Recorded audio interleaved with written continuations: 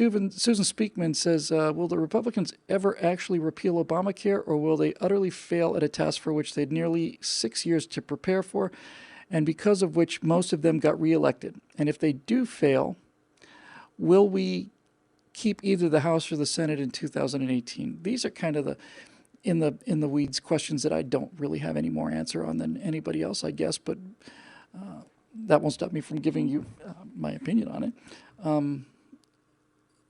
I just got off an interview with Wayne Allen Root about this exact subject, and I said that repealing Obamacare is bigger than an economic issue now. It's bigger than a policy issue now. It's Mount Suribachi. It is where the battle had been marked forever, and we built armies and navies to go fight this battle, and we sent them off into combat, and we took our losses and so on. We kept on going, and everything about this fight is encapsulated in whether or not this act is repealed. And for an act to be repealed, I think, this may just sound like optics, but it's not. It's actually very important. I don't see why we're even having this discussion, because basically what should happen is the legislation should say the Affordable Care Act is hereby repealed, period. And then, what's going to take its place? Well, what's going to take its place appears to be a watered-down version of it, and that may just seem like a fig leaf, and perhaps it is. I know people like Rand Paul and a few others are saying, I'm not going to vote for this. It's too much like Obamacare, and worse in some cases. And I'm with Rand 100% on this. This is an example.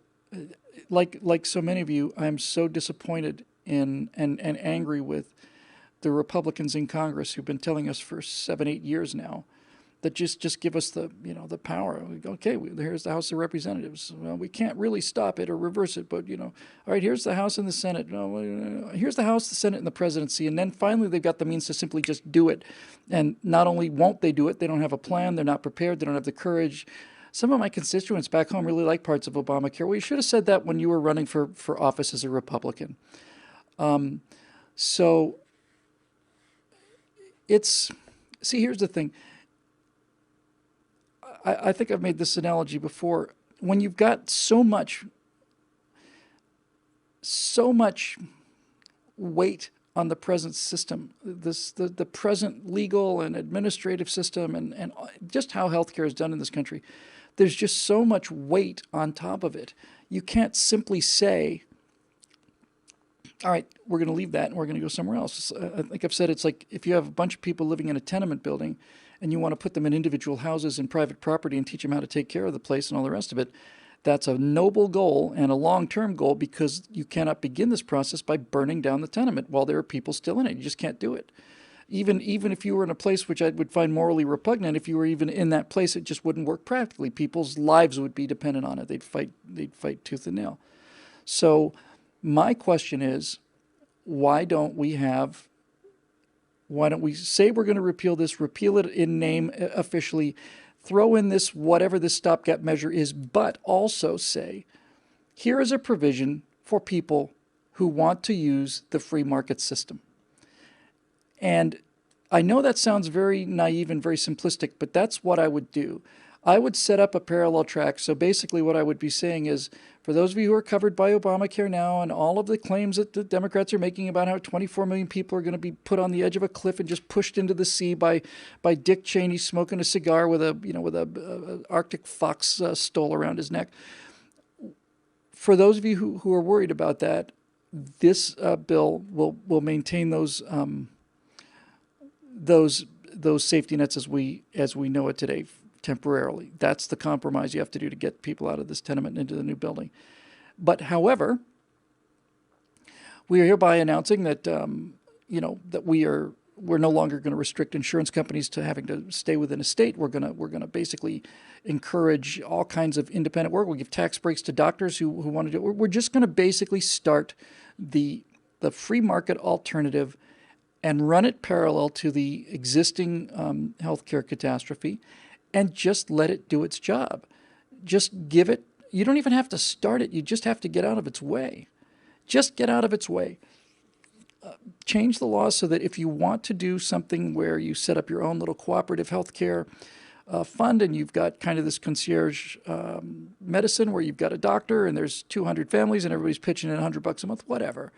Just make it legal and give some, some examples and get out of people's way. Because if you can start a parallel system based on free market, then it will clean the clock of the state-sponsored one, even if it's your state-sponsored one, especially if it's your state-sponsored one. So that's where I would go with that, Susan. And again, it just looks so watered down and so, so this is Washington, right? You ask for a 10 and they say, give me a 10, and you give them a 10 and they do 2, or 3, and we're supposed to be grateful for it. This is more evidence, as if you needed more evidence, that the federal government is simply too big. It's too big. It can't function under any kind of a plan. It's too large. When $100 billion is a rounding error, when $60,000 million just disappears and nobody knows where it went, that is too big. And the first thing that you'd have to do, I think, is get it out of the government, the federal government, get it to the states, work it down to the individuals and neighborhoods and private people and all the rest, but we all know how that goes. So anyway, that's that.